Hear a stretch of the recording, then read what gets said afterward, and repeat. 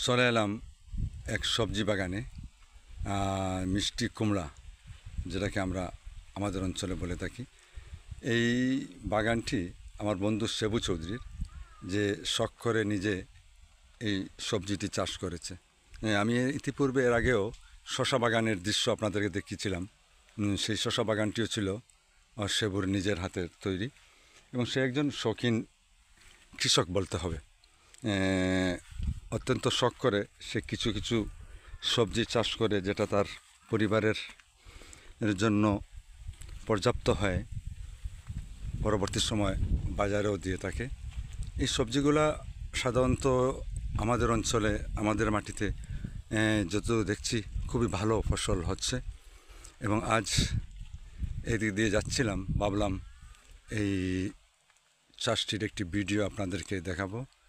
আপনারা জানেন আমি এই ভিডিওটি করছি জয়গঞ্জ উপজেলার ৬ নং সুলতানপুর ইউনিয়নের গণিপুর গ্রাম থেকে।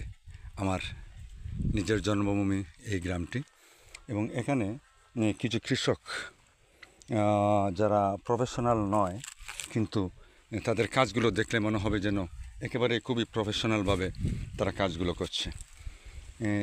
যেমনটা আমি আমার বন্ধু সেবুর কথাই বললাম, তার নিজের প্রচেষ্টায়, নিজের চেষ্টায় সে সময়টা দিয়ে থাকে, পর্যাপ্ত সময় দিয়ে থাকে তার এই সকল সবজি চাষগুলোতে, এবং অত্যন্ত সুন্দর সেজেগুজে সবজিগুলো এসেছে। এবং সে এই আমাদের দেশের ৬ ঋতুর এই বাংলাদেশে আবহাওয়া উপযোগী যে সকল সবজি চাষ রয়েছে, আমার কাছে মনে হয় সে সবগুলো চাষই করে থাকে।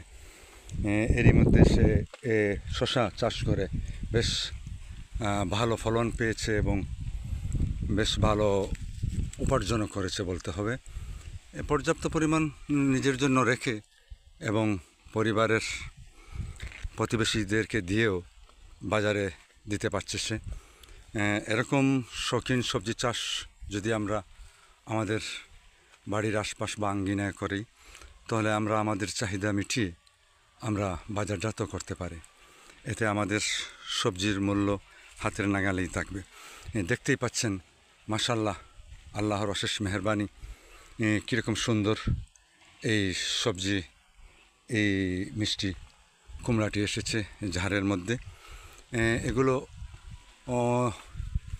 আমরা আসলে এই চাষগুলোর মধ্যে মনোযোগী হলে আমাদের সকলের চাহিদা মিটিয়ে আমরা বাজারজাত করতে পারি। আমি আশা করব আমাদের যারা